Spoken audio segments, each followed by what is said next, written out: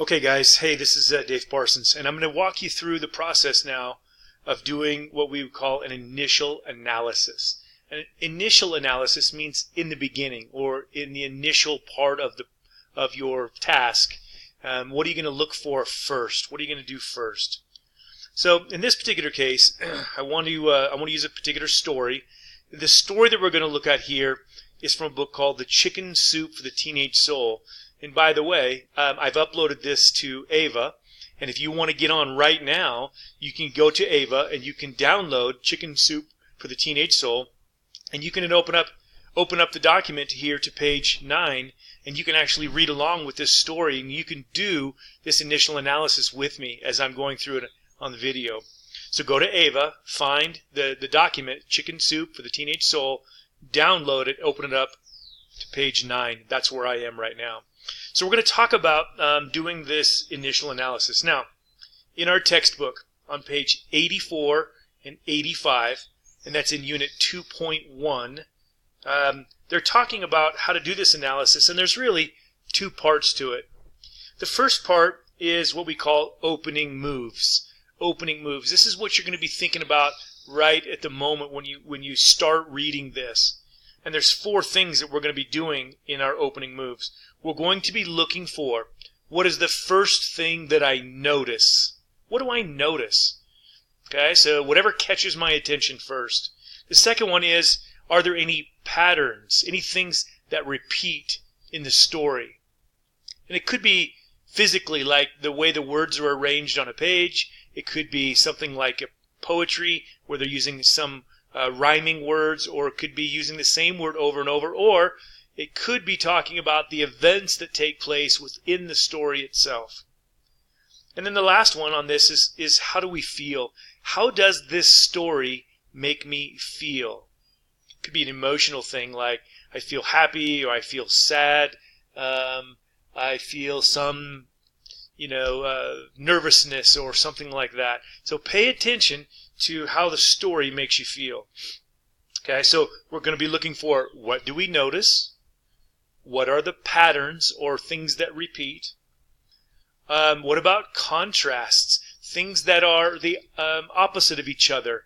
Contrast. And then how does the story make us feel? Now we're going to go through this and take a look at it in just a second. Okay, so we're going to look for these things first. Now let's go to our story called The Hugging Judge.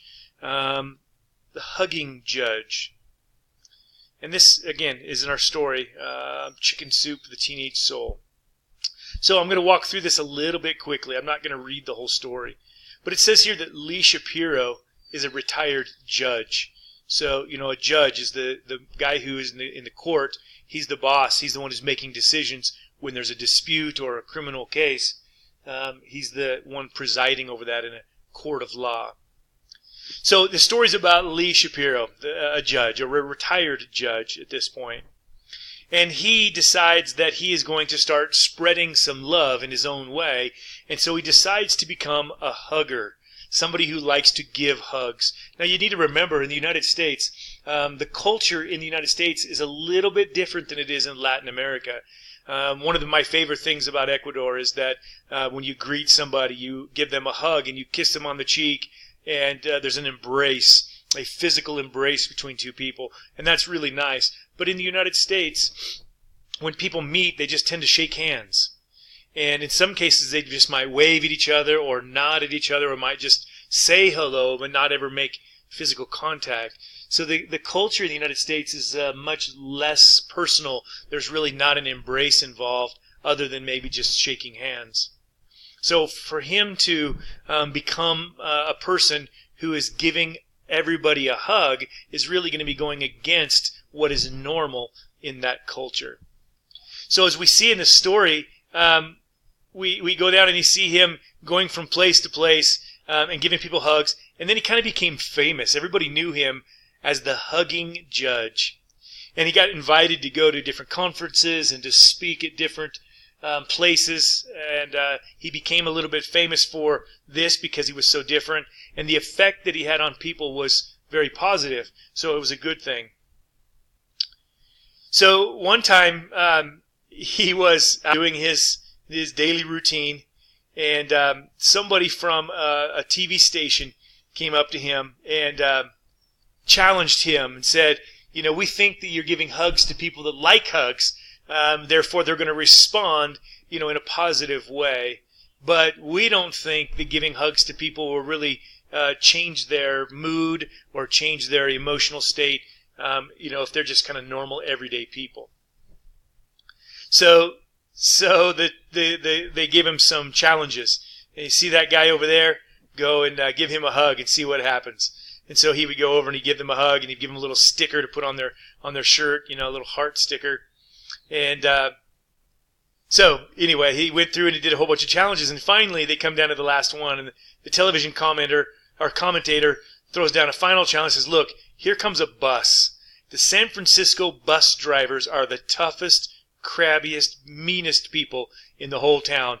Let's see if you can give him a hug, or get him to give you a hug. And Judge Shapiro said, no problem. And so as the bus came up, he says, hi, I'm Lee Shapiro, the hugging judge. This has got to be one of the most stressful jobs in the whole world. I'm offering hugs to people today to lighten the load a little bit. Would you like one? And this big 6'2", 230-pound bus driver, by the way, that's going to be 190 centimeters and probably 120 kilos in weight, got out of his seat. He stepped down and he said, why not? And Lee hugged him and gave him a little heart sticker, and he waved goodbye as the bus pulled out. And of course, the TV crew and the people giving him the challenge were kind of speechless. So it just goes on and talks about some of the other things that he started doing, giving out balloon hats and visiting people in the hospital. Just the different people that he would go see, and he found that the more places he went, the more difficult the place. Like oftentimes hospitals can be very difficult places because people are in pain, they're sick, or they're dying. But they just found that everywhere he went, just something simple like giving a hug or a real genuine greeting seemed to make a lot of difference. And it comes down to the last part of this story. It says, finally, Lee came to the last person. He's now in a hospital. And this person's name was Leonard. Leonard was wearing a big white bib, which he was drooling on. And by the way, a bib is something you would put over your chest so that you don't get food on yourself. Or we would often put these on children so they don't make a mess all over their clothes. We put a little bib on the front of them just to keep them clean. And it says, he looked at Leonard, who was dribbling or drooling. The saliva coming out of his mouth was rolling down onto his chest. And he said, let's go, Nancy. There's no way we can get through to this person. And Nancy replied, come on, Lee. He's a fellow human being, too, isn't he? And she placed a funny balloon hat on his head. Lee took one of his little red hearts and he placed it on Leonard's bib. He took a deep breath, leaned down, and he gave Leonard a hug. And all of a sudden, Leonard began to squeal. Ee! Ee! Some of the other patients in the room began to clang things together or hit them together to make a noise. Lee turned to one of the staff members for some sort of explanation, only to find that every doctor, nurse, and orderly was crying. Lee asked the head nurse, what's going on? Lee will never forget what she said. This is the first time in 23 years that we've ever seen Leonard smile. How simple it is to make a difference in the lives of others. Okay, so I took you through a very beautiful story about the hugging judge. And now we want to go back to our thing and see what we've done.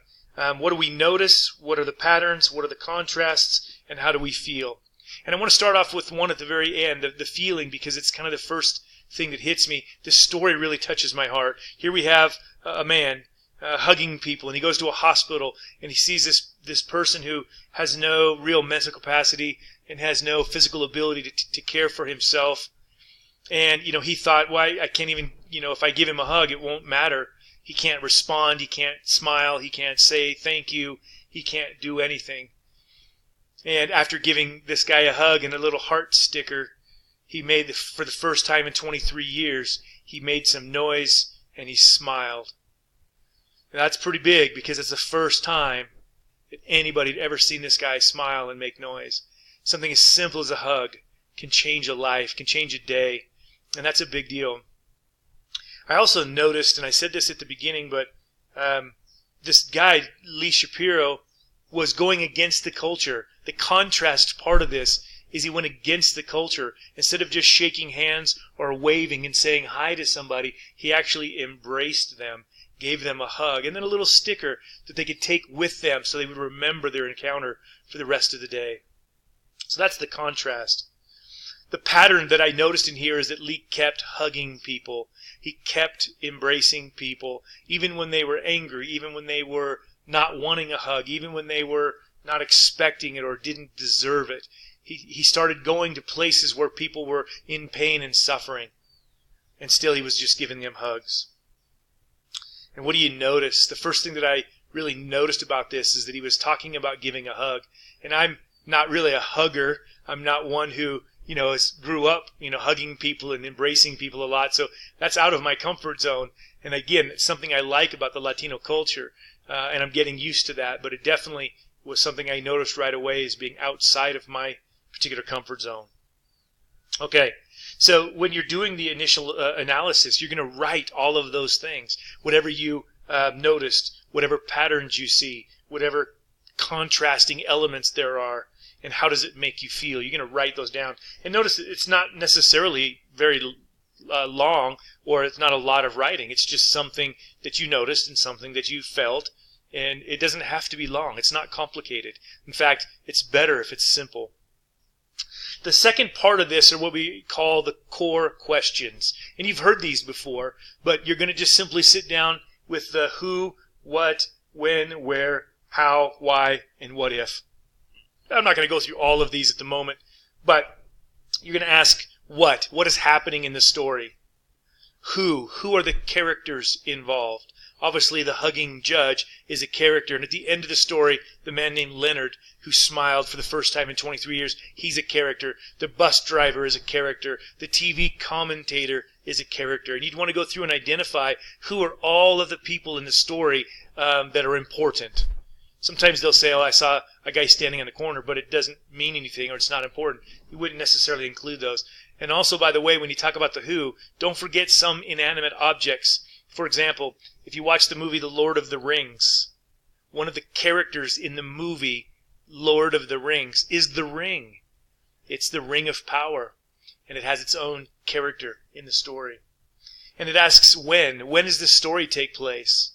Well, the story I just read you, The Hugging Judge, obviously is a modern day story, probably in the last 10 years or so, maybe 15. But it's not an old story from way back in the day.